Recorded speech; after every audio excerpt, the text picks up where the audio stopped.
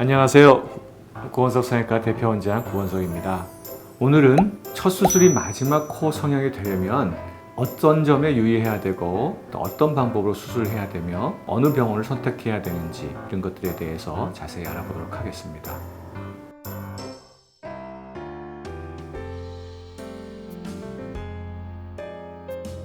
첫 번째로 유의할 점은 의사와 환자 모두 합리적인 수술 기대치와 올바른 수술 동기를 가지고 있어야 합니다.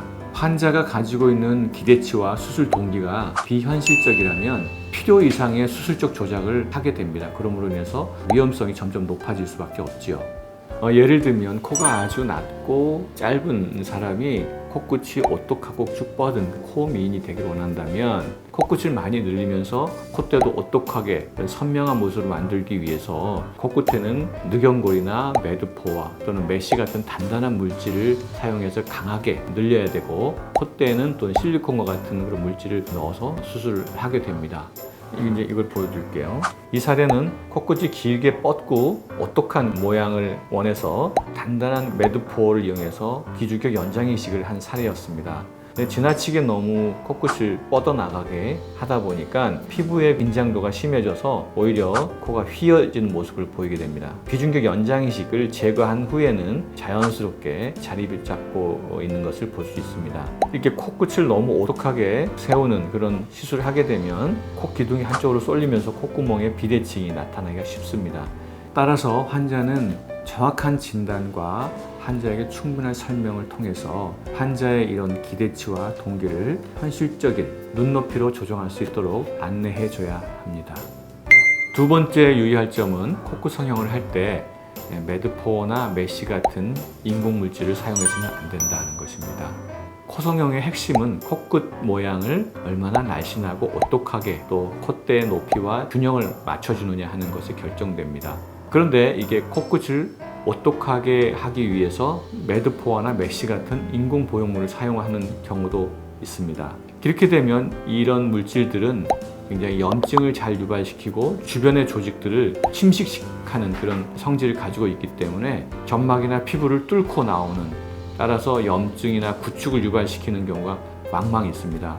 지금 이 사례는 매드포어로 비중격 연장 이식을 통해서 코끝 성형을 한 사례인데요. 비중격 쪽에 점막이 침식되어서 구멍이 뚫리고 그 구멍을 통해서 이렇게 매드포어가 노출된 그런 상태입니다.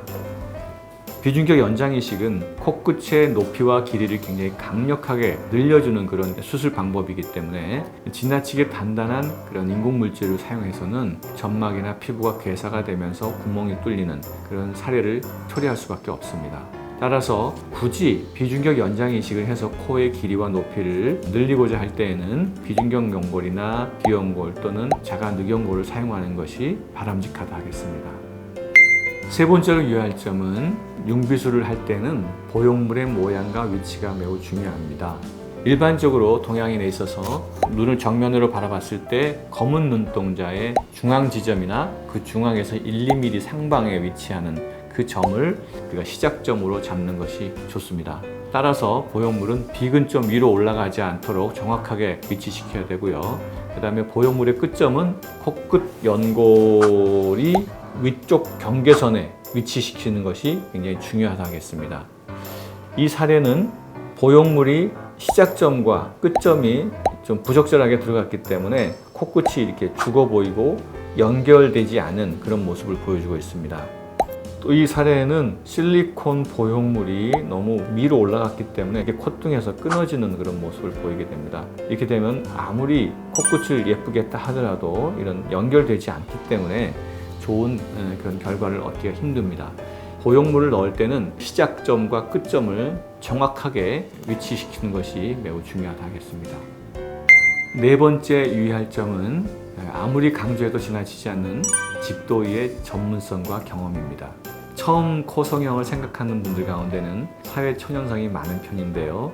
경제적으로 여유가 많지 않기 때문에 비용에 상당히 민감할 수 있습니다. 하지만 지나치게 낮은 수술 비용은 환자 한 사람에게 할애할 수 있는 시간과 서비스의 질이 낮을 수밖에 없습니다.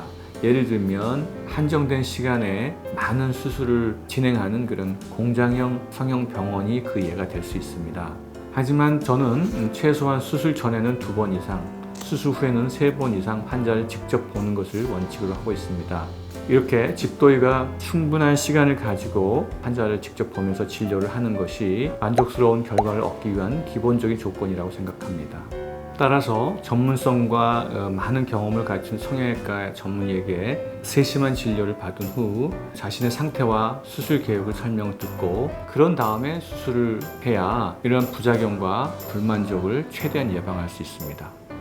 5번째 포인트는 코는 여러 가지 기능을 갖추고 있기 때문에 코의 기능을 반드시 생각하면서 수술을 해야 합니다. 코의 기능으로는 호흡, 후각, 음성에 관여하게 됩니다.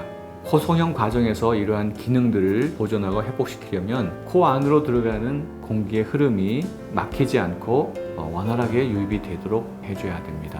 그러기 위해서는 비강의 구조를 자세히 살펴서 공기의 흐름을 방해하는 요소가 없는지 확인하고 이를 개선해 줘야 합니다.